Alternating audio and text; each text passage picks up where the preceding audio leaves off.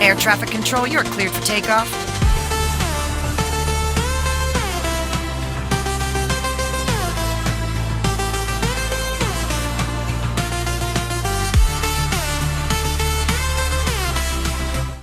America, Israel आणि Iran यांच्यात वाढलेल्या युद्धजन्य तणावाच्या पार्श्वभूमीवर इंधन टंचाई निर्माण होईल की काय या भीतीनं मुरुड तालुक्यातील विहूर येथील पेट्रोल पंपावर वाहनांच्या लांबच लांब रांगा लागल्याचं चित्र दिसून आलं.